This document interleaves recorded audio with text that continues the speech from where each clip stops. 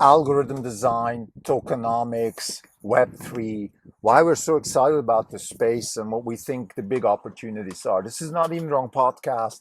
It's August 7th, 2022. This is Krim Delco. It's a Sunday. There's no update for the year. We're down 28.4%. The market is down 12.6%. We're underperforming by 15.8%. This is a reaction podcast to an A16Z podcast.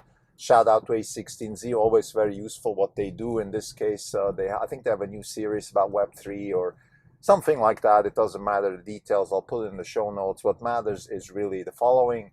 They talk about research topics in Web3. And I just want to point this out because it's a buzzword, and often people might think, these people, they're just like Kathy Wood, just following the trends and all that stuff. And to some extent, I think I have to give people credit that when they look at Orange Capital Partners from the outside, they might think we're just following the big trends: blockchain, Web3, CRISPR, genomics, electrification, all that stuff. But when you look under the cover, I hope to be able to differentiate in many ways. And this episode is not to try to differentiate ourselves from somebody like ARK Invest by any means. It's just simply, it's worth looking under the hood and really understanding why is there so much excitement about a space, and then make a decision if you want to invest or not. And I think A16Z is doing a great job in that. They're offering really good content. In this case, for example, they invited a couple of researchers to talk about research topics in Web3. And this is a reaction podcast because it's really very much along the lines of what we do here at Orange Capital Partners. So what the actual episode is about in the A16Z case, it's about research topics, and they talk a lot about, let's say, market design, algorithm design. In general, how do you think about designing incentive systems or markets or decentralized decision-making systems so that they yield certain results that are desirable, even though you don't know exactly what the agents will do in the future? So this is very much along the lines of a typical market. So for example, let's go back in history. First stock market, to my knowledge, at least in the modern world, is in Amsterdam. It's the East India Company or something like that. I forgot what they called it. But nevertheless, so they have this large company in Amsterdam that is supposed to go and get stuff from their colonies. They need to finance that somehow, and nobody wants to take the risk. Even the king can't take that kind of risk. So they have to find ways to diversify the risk, and they invent what we call a stock market and joint stock companies. And what is the market design of that particular market? Well, you have to find demand and supply for shares of that particular joint stock company. And the way you do that is by open outcry. So basically you yell out the prices, and then people either hit the bid or match the offer and all that stuff.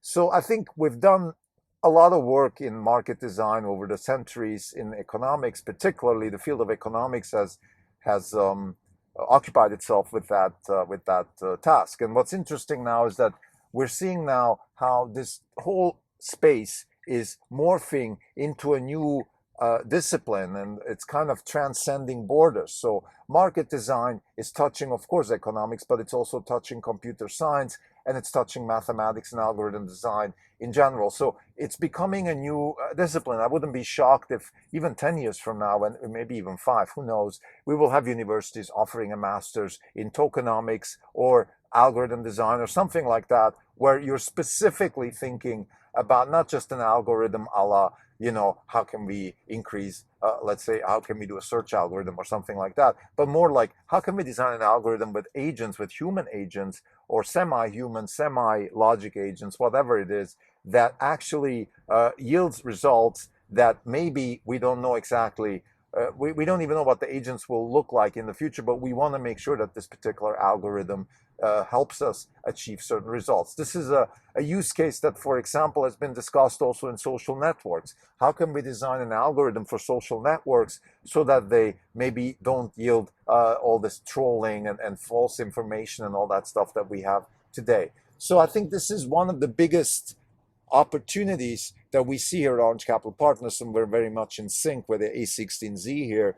And I think it's a good example. The purpose of this podcast, the Not Even Wrong podcast, is to give people a sense for what it feels like to run a hedge fund. Now, running a hedge fund entails a lot of things, but the one thing that it definitely entails is you have to be able to see, okay, what are the interesting concepts and engineering practices and generally just problems that can be solved going forward, where capital can be employed and where wealth can be generated. And I think this is a great example of one of those areas where we think that there is enormous opportunity in market design, algorithm design. Like I said, for example, social networks can be designed, payment systems can be designed.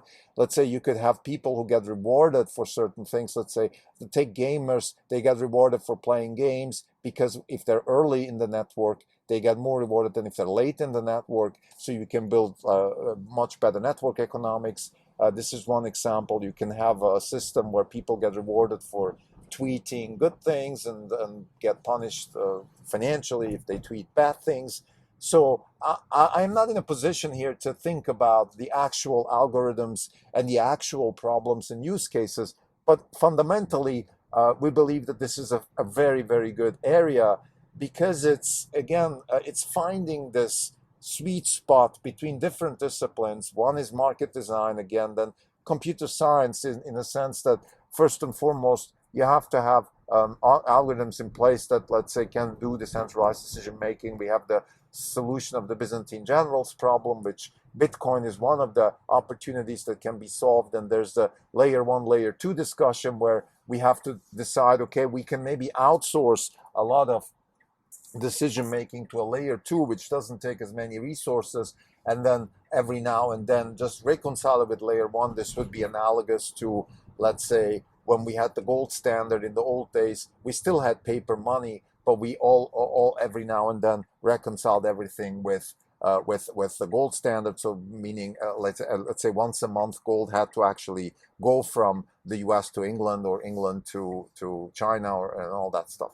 So in that sense, again, we have to design algorithms. We have to design tokens that help us achieve an infrastructure where decentralized decision making actually makes sense, where it's costly, not as costly, and where it's scalable. And then also, of course, it hopefully can yield much better results. And this is really where we at Orange Capital Partners, we wrote that in our last market slide, the half-year report that we just published a couple of weeks ago, where we basically just say, okay, this is what we're thinking. And one of the things where we're thinking is that blockchain technology and Web3 offers great opportunities because it helps us organize society in different ways. And this is really so important. If you go back in the history of humankind, we had, let's say, the development of senses and vision, which were huge, in the blink of an eye, a book that sort of inspired all this idea that once we had vision, we had the Cambrian Revolution, which is we had all this specialization of species. Because of vision, we were able to specialize,